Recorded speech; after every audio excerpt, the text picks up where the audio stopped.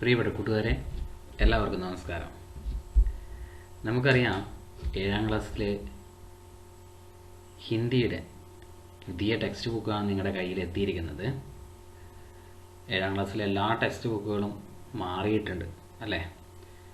അപ്പോൾ ആ പാഠവുമായി ബന്ധപ്പെട്ട്, ആ ടെക്സ്റ്റ് ബുക്കുമായി ബന്ധപ്പെട്ട് ഒരു പുതിയ പാഠം നമ്മൾ കഴിഞ്ഞ ചേട്ടന്മാരൊക്കെ പഠിച്ച അവരോട് ചോദിച്ചാൽ അവർക്കൊന്നും അറിയാത്തൊരു പുതിയ പാഠം പഠിക്കാനുള്ളത്. ആ പാഠത്തിൻ്റെ പേരാണ് ഖുദ് സേ പ്യാർ. അതൊരു കവിതയാണ്. നമുക്കിവിടെ അല്ലേ, കവിത ഖുദ് സേ പ്യാർ. എഴുതിയ ആളെ പേര് ശോഭനാഥ് യാദവ്. ഈ പാഠം തുടങ്ങുന്നതിന് മുമ്പ് നമ്മുടെ ടെക്സ്റ്റ് ബുക്കിൻ്റെ ആ പാഠത്തിൻ്റെ തൊട്ട് മുമ്പായിട്ട് ഇക്കായി ഏക്ക് പ്യാർ എന്ന് പറഞ്ഞിട്ടൊരു പേജ് കാണാം. എന്താ ഇക്കായി ഏക്ക് എന്നുകൊണ്ട് ഉദ്ദേശിക്കുന്നത്? ഇക്കായി ഏക്ക് എന്ന് പറഞ്ഞാൽ യൂണിറ്റ് 1 അല്ലേ? ഇക്കായി എന്ന് പറഞ്ഞാൽ അധ്യായം എന്ന് പറയും. യൂണിറ്റ് 1. ആ ഇക്കായിയുടെ പേരാണ്, നമ്മുടെ യൂണിറ്റിന്റെ പേരാണ് പ്യാർ എന്ന് പറയുന്നത്. നമ്മുടെ യൂണിറ്റിന്റെ പേരാണ് പ്യാർ എന്ന് പറയുന്നത്. പ്യാർ എന്ന് പറയുന്ന ശബ്ദത്തിന്റെ അർത്ഥം എന്താണ്? അതെ, സ്നേഹം അല്ലെങ്കിൽ ലവ് എന്ന് പറയും. प्यार का दूसरा हिंदी शब्द क्या है? प्यार का दूसरा हिंदी शब्द है प्रेम. ഈ ചിത്രത്തിൽ നമ്മൾ ഒരുപാട് സാധനങ്ങൾ കാണുന്നുണ്ട് അല്ലേ? ഏക്ക് പേട്, ഏക്ക് ലടുക്ക, നല്ല ഊഞ്ഞാലാടുന്ന ഒരു കുരങ്ങനെ കാണാം. ഒന്നല്ല, 2 എണ്ണം ഉണ്ട്. അതുപോലെ ഒരുപാട് പക്ഷികൾ, अनेक चिड़ियाँ है. और उस पेड़ पर क्या है? उस पेड़ पर अनेक फल है. ഒരുപാട് ഫലുണ്ട്. ഫൽ എന്ന് പറഞ്ഞാൽ ഫ്രൂട്ട്സ്. अनेक फल नीचे गिरे हुए हैं. ഒരുപാട് പഴങ്ങൾ താഴെ വീണിട്ടുണ്ട്. एक औरत और एक लड़की उसे इकट्ठा कर रही है. इकट्ठा करना എന്ന് പറഞ്ഞാൽ എന്താ? ഇക്കട്ടാ करना എന്ന് പറഞ്ഞാൽ കളക്ട് ചെയ്യുക. പക്ഷെ അതിൻ്റെ ഒരു ക്വസ്റ്റ്യൻ തന്നിട്ടുണ്ട്. ये चित्र आपसे क्या बता रहा है? സാധാരണ രീതിയിൽ ചോദിക്കുന്നത് इस चित्र में कौन कौन है या इस चित्र में क्या क्या है എന്നൊക്കെയാണ്. പക്ഷെ ഇപ്രാവശ്യം വന്ന ക്വസ്റ്റ്യൻ എന്താ? ये चित्र आपसे क्या बता रहा है. എന്താ അതിൻ്റെ അർത്ഥം? ഈ ചിത്രം നിങ്ങളോട് എന്താണ് പറയുന്നത്? അതിൻ്റെ ഉത്തരം നോക്കാം. इस चित्र में एक बड़ा पेड़ है. पेड़ पर अनेक फल है. फल खाने के लिए वहाँ अनेक चिड़ियाँ, बंदर और मानव भी आए हैं. इससे व्यक्त है कि पेड़ के प्यार के कारण सभी जीवों को फल मिला है. इस चित्र में एक बड़ा पेड़ है. ഈ ചിത്രത്തിൽ ഒരു വലിയ മരമുണ്ട്. पेड़ पर अनेक फल है. ആ മരത്തിൽ ഒരുപാട് ഫ്രൂട്ട്സ് ഉണ്ട്. അവിടെ ഫൽ എന്ന് എഴുതിയ സമയത്ത് ഒരു ഡോട്ട് വന്നിട്ടുണ്ട്. ആ ഡോട്ട് വേണ്ട കേട്ടോ. ഫൽ ഖാനെ കെ ലിയെ വഹാ അനേക ചിടിയ. ആ പഴം അല്ലെങ്കിൽ ഫ്രൂട്ട്സ് തിന്നുന്നതിന് വേണ്ടിയിട്ട് ഒരുപാട് ചിടിയ എന്ന് പറഞ്ഞാൽ പക്ഷികൾ, ബന്ദർ കുരങ്ങ്, അവർ മാനവ് ബി ആയേ. അതുപോലെ മനുഷ്യൻ, മാനവ് എന്ന് പറഞ്ഞാൽ മനുഷ്യൻ. മാനവന്റെ മറ്റൊരു ഹിന്ദി ശബ്ദമാണ് മനുഷ്യ. ആയേ, വന്നിട്ടുണ്ട്. ഇസസെ വ്യക്ത് ഹേ, ഇതിൽ നിന്നും വ്യക്തമാകുന്നത്. വ്യക്ത് ഹേ എന്ന് പറഞ്ഞാൽ ഇതിൽ നിന്നും വ്യക്തമാകുന്നത്. പേട് കെ പ്യാർ കെ കാരൺ സബി ജീവോं को ഫൽ മിലാ ഹെ. മരത്തിന്റെ സ്നേഹം കൊണ്ടാണ് എല്ലാ ജീവജാലങ്ങൾക്കും കഴിക്കാനുള്ള ഫ്രൂട്ട്സ് കിട്ടിയിരിക്കുന്നത്. ചിത്രത്തിൽ നമുക്ക് നോക്കിയാൽ കാണാം അല്ലേ? കുരങ്ങനും പക്ഷികളും മനുഷ്യനും എല്ലാവരും ഫ്രൂട്ട്സ് എടുക്കുന്നുണ്ട്. തോ മരം നമ്മളോട് കാണിച്ച സ്നേഹമാണ് നമുക്കിന്ന് കഴിക്കാനുള്ള ഭക്ഷണമായിട്ട് കിട്ടിയെന്ന് അവിടെ പറയുന്നത്. तो हम आगे चलते हैं. सूरज अपनी आग से इतना प्यार करे कि वह दे सके आग दुनिया को भी. दरख्त अपने फूलों से इतना प्यार करे कि वह दे सके फूल दुनिया को भी. बादल अपने जल से इतना प्यार करे कि वह दे सके जल दुनिया को भी. मैं खुद से इतना प्यार करूं कि दे सकूं प्यार दुनिया को भी. കുറച്ചൊക്കെ നമുക്ക് വായിക്കുമ്പോൾ മനസ്സിലാവുന്നുണ്ടല്ലോ കൂട്ടുകാരെ. നമുക്കങ്ങനെയാണെങ്കിൽ ഇതിൻ്റെ ഡീറ്റെയിൽഡ് ആയിട്ടുള്ള അർത്ഥം എന്താണെന്ന് നോക്കാം. നമുക്ക് നോക്കാം. സൂരജ് അപ്പനി ആഗ് സേ ഇത്തനാ പ്യാർ കരേങ്കി. സൂര്യൻ അപ്പനി ആഗ് സേ സൂരജ് എന്ന് പറഞ്ഞാൽ സൂര്യനാണ് അല്ലെ, സൺ. സൂര്യൻ തൻ്റെ ആഗ് എന്ന് പറയുന്നത് പല അർത്ഥമുണ്ട് ഇവിടെ. രോഷ്നി അല്ലെങ്കിൽ ഊർജ, അല്ലെങ്കിൽ നമ്മുടെ ചൂടിനും പറയും ആഗ്. ഓക്കെ, സൂര്യൻ അപ്പനി ആഗ് സൂര്യൻ തൻ്റെ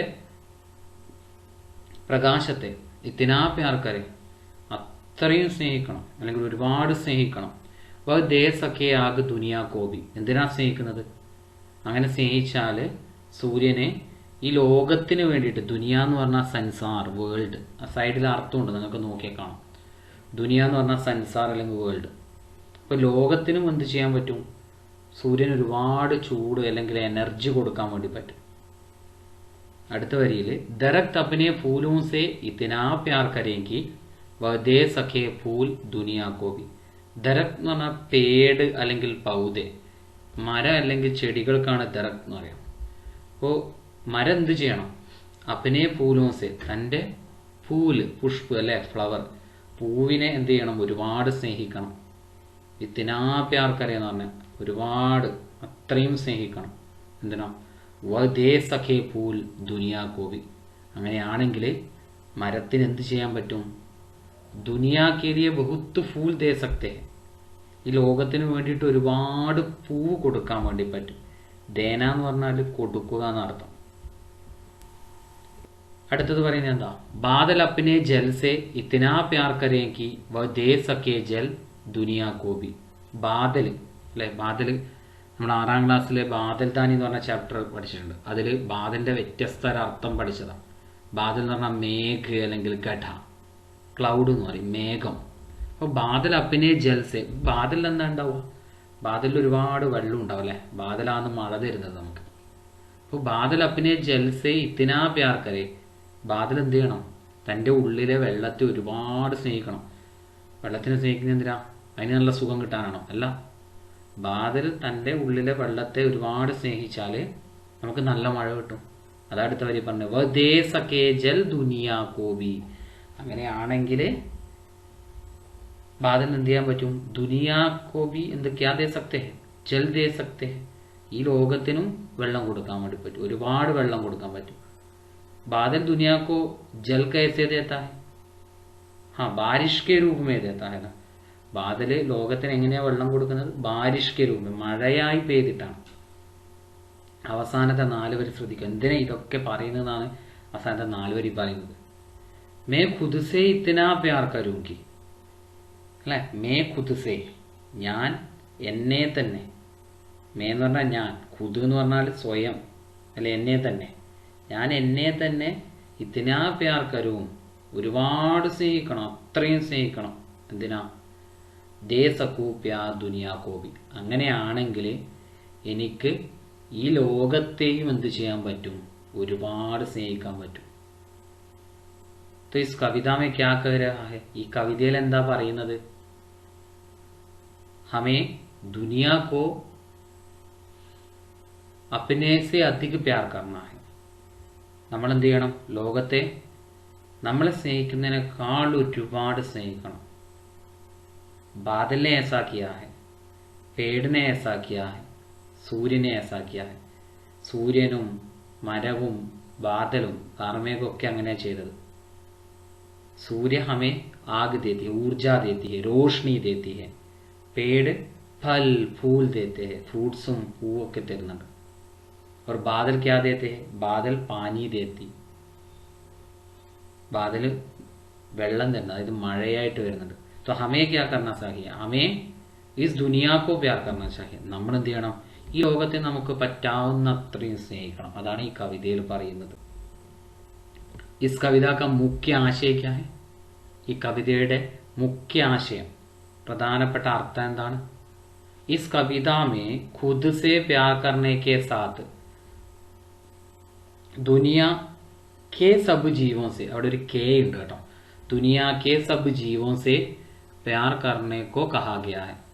കവിതയിൽ പറയുന്നത് എന്താ? खुद से प्यार करने के साथ, സ്വയം സ്നേഹിക്കുന്നതിൻ്റെ കൂടെ दुनिया के सब जीवों से, दुनिया संसार അല്ലെ, ലോകം, ലോകത്തിലെ സബ് ജീവോं से, എല്ലാ ജീവജാലങ്ങളെയും പ്യാർ കർണേ കോ കഹാ ഗയാ ഹൈ, സ്നേഹിക്കാനാണ് പറഞ്ഞത്. അതായത് നമ്മൾ നമ്മളെ സ്നേഹിക്കുന്നതിൻ്റെ കൂടെ തന്നെ ലോകത്തിലെ മറ്റ് കാര്യങ്ങളെയും അല്ലെങ്കിൽ ജീവികളെയും അല്ലെങ്കിൽ പ്രകൃതിയെ എന്തു ചെയ്യണം? മുഴുവനായിട്ടും നമ്മൾ സ്നേഹിക്കണം. ഈ പ്രകൃതിയെയും മനുഷ്യനെയും നമ്മൾ സ്നേഹിച്ചില്ലെങ്കിൽ നമുക്ക് ജീവിക്കാൻ പറ്റൂല. തോ ഖുദ് സേ പ്യാർ എന്ന് പറയുന്ന കവിതയിൽ ഈ അർത്ഥമാണ് നമ്മളോട് പറഞ്ഞിരുന്നത്. ഓക്കെ അല്ലേ എല്ലാവരും?